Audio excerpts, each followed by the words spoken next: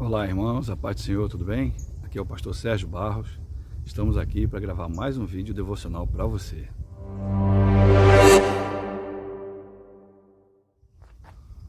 E no vídeo de hoje nós vamos falar a respeito de uma história bíblica bem conhecida e vamos fazer uma aplicação para nossas vidas, para nossas famílias. Eu estou gravando hoje aqui nesse lugar maravilhoso aqui na praia do Balneário, aqui em São Pedro da Aldeia. Um lugar realmente muito bonito, você pode ver aqui, né? Olha só, lugar calmo, um local onde as famílias se reúnem. Você pode vir aqui no fim de tarde, trazer sua família, fazer um piquenique naquele gramado ali atrás. E a gente está gravando mais um vídeo aqui, né? Depois de alguns dias sem gravar. E eu queria compartilhar com você a história de Esaú e Jacó, uma história muito conhecida nossa, que se encontra lá no livro de Gênesis, no primeiro livro da Bíblia, no capítulo 25. E essa história a gente vai compartilhar a partir do versículo 27. E acompanhe na palavra do Senhor que diz a Bíblia, Gênesis capítulo 25, a partir do versículo 27. Diz assim: Cresceram os meninos Esaú, saiu perito caçador, homem do campo. Jacó, porém, homem pacato, habitava em tendas. Isaque, que era o pai dos meninos, filho de Abraão, amava a Esaú, porque saboreava da sua caça. Rebeca, porém, a sua mãe, a mãe de Isaque, a esposa de Isaque, a mãe de Esaú e Jacó, a palavra de Deus diz que Rebeca, porém, amava Jacó. Tinha Jacó feito um coziado, quando esmorecido veio do campo Esaú. Versículo 30. E disse-lhe: Peço-te que me deixes comer um pouco desse cozinhado vermelho, pois estou extremamente cansado e morto de fome. Versículo 31. Disse Jacó: Vende-me primeiro o teu direito de primogenitura. E Esaú respondeu: Estou a ponto de morrer. De que me aproveitará o direito de primogenitura? A Bíblia diz no versículo 33, Então disse Jacó: Jura-me primeiro. E ele jurou e vendeu o seu direito de primogenitura a Jacó. E no versículo 34, a palavra de Deus diz: Deu, pois, Jacó a Esaú pão e o cozinhado de lentilhas. Ele, Esaú, comeu e bebeu, levantou-se e saiu. Assim, desprezou Esaú o seu direito de primogenitura.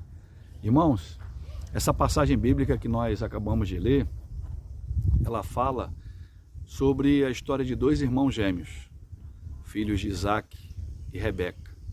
Mais uma vez eu relembro que Isaque é filho de Abraão, é o filho da promessa. Abraão, ele recebe uma promessa do Senhor de que ele seria pai de uma grande nação.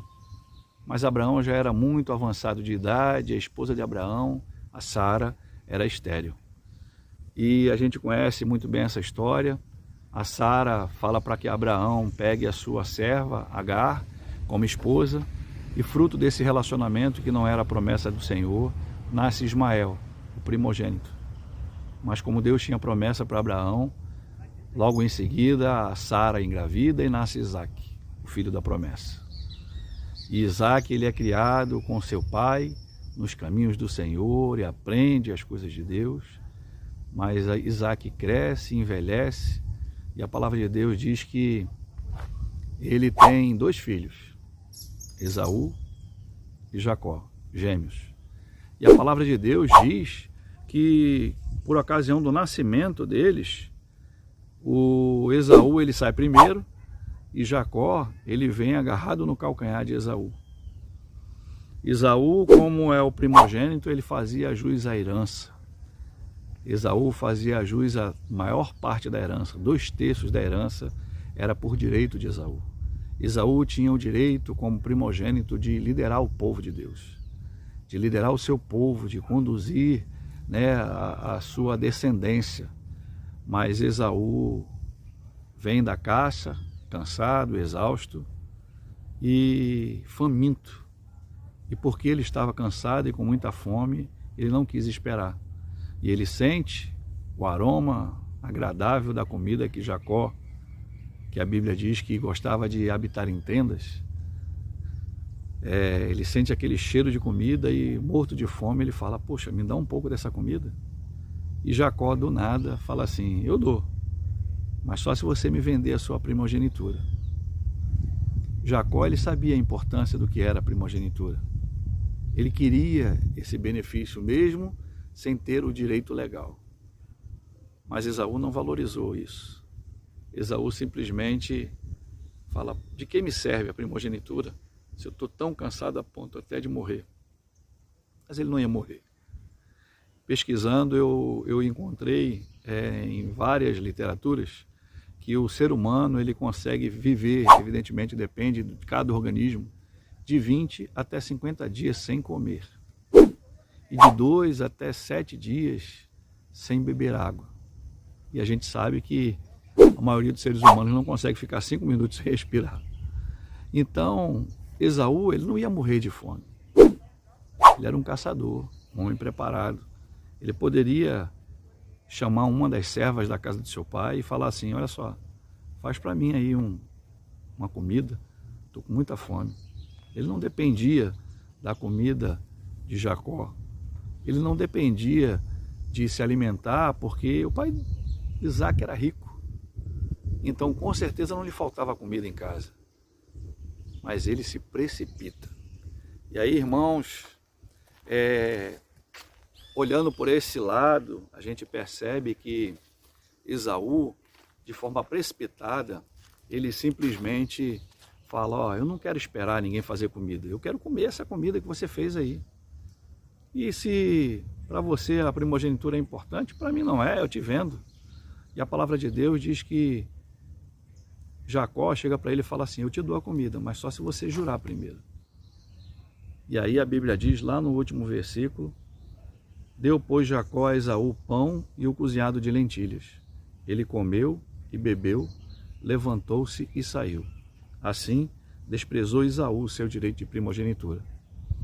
Então, irmãos, por uma coisa tão banal, Esaú, ele abre mão de um direito que seria dele, porque a palavra de Deus diz que Isaac recebe essa bênção, do próprio Deus, após a morte de seu pai.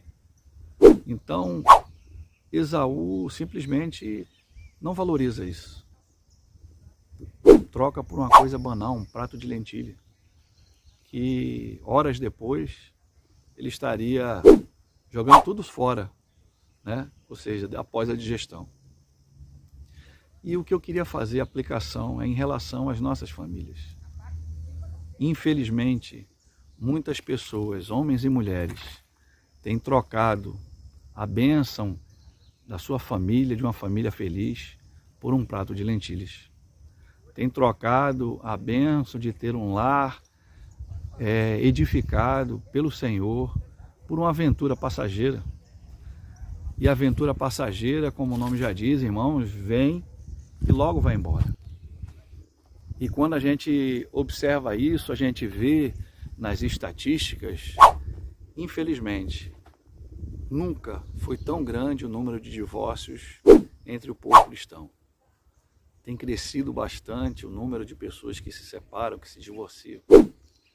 E isso realmente é uma pena, porque nós percebemos que o divórcio ele vem muitas das vezes, a maioria das vezes, por coisas tão banais, por motivos tão insignificantes. É porque a toalha molhada está em cima da cama, é porque a esposa não fez a comida do jeito que queria, é porque ela não me ouve, é porque ele não me ouve, ele não faz o que eu quero, ela não faz o que eu quero, e as pessoas estão assim se reunindo, se unindo cada vez mais e se separando. Nunca como antes na nossa história, por motivos tão banais. As pessoas não têm sequer a paciência de se sentar e dialogar de forma madura, olhando nos olhos, perguntando o que é que a gente pode fazer para melhorar o nosso relacionamento. A gente vive na época da internet 4G, vindo a internet 5G aí. A gente vive na época do fast food, do drive-thru. Então a gente não consegue, muitas das vezes, parar para esperar um pouco, para tentar conversar e salvar os nossos relacionamentos. As pessoas trocam de esposa ou de marido, de família, como se pegasse um prato de lentilha, se alimentasse dele e logo que termina joga o prato lá na pia e vai embora. Então, a mensagem que eu queria transmitir para você hoje, basicamente, ela se resume à seguinte frase: não troque a sua família por um prato de lentilha. Valorize o que você tem na sua casa, o seu marido, valorize a sua esposa, ame-a, assim como a palavra de Deus diz: maridos, amai as vossas esposas, esposas, submetei aos vossos maridos. E essa submissão, irmãos, ela não significa capacho, não significa uma inferioridade, não significa uma segunda categoria. Significa estar sob a missão que Deus deu para o marido através da sua família. Então, que nós possamos buscar em Deus a restauração dos nossos lares, dos nossos relacionamentos, não apenas conjugais, mas de pais e filhos, irmãos e irmãs, servos e servas. A palavra de Deus, ela nos ensina algo que é tremendo. Lá em Mateus, no capítulo 18, ela diz assim: se o teu irmão pecar contra ti, ela não diz assim, espera ele vir até você e te pedir perdão. Pelo contrário, ela fala assim: vai a ele, só você e ele, conversa com ele, e se o teu irmão te ouvir, ganhaste o irmão. E as coisas se resolvem.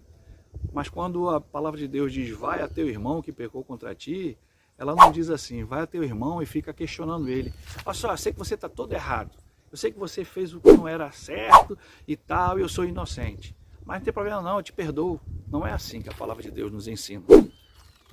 O sábio seria a gente chegar no nosso irmão, em alguém que fez algo que não nos agradou e falar assim, poxa, meu irmão, olha só, eu sei que nós temos as nossas diferenças, eu sei que nós temos, pensamos em coisas diferentes, em muitas coisas, em muitos pontos, mas eu não estou vindo aqui falar quem está certo, se sou eu ou se é você. Não é isso, não é esse o caso.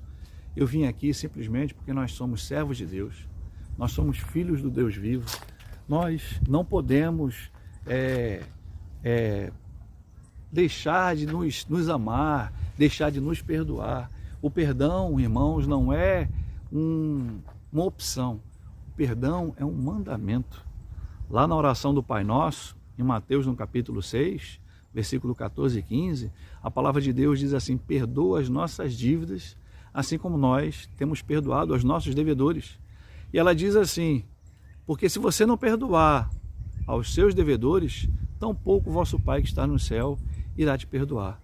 Então, que nós possamos efetivamente praticar o perdão, que nós possamos efetivamente ter um coração contrito e quebrantado para ouvirmos a voz de Deus, e que os lares sejam restaurados e que os relacionamentos familiares sejam totalmente restaurados, e que nós, e que você que está me assistindo, não troque a sua família por um prato de lentilha.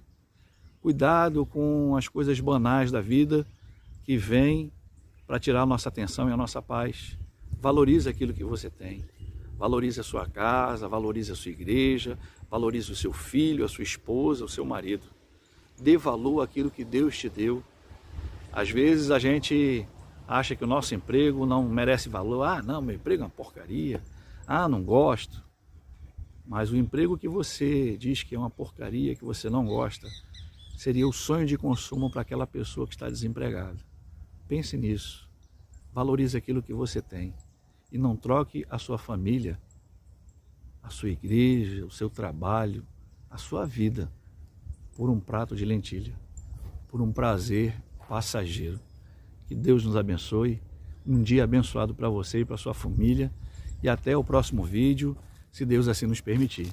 E a gente vai mais uma vez se despedindo, pedindo que você que está assistindo esse vídeo, que chegou até aqui, que se inscreva no canal se você não é inscrito, e ative o sino de notificações, compartilhe as nossas mensagens. Se você se sente abençoado, assim como eu me sinto abençoado em sentir que Deus, pela sua misericórdia e graça, nos usa para sermos instrumentos dele, para levar o amor dele e a palavra dele a tantas pessoas que estão aqui assistindo esse vídeo. Muito obrigado, que Deus abençoe a sua vida e até o próximo vídeo, se Deus assim nos permitir. Tchau, tchau, fiquem com Deus.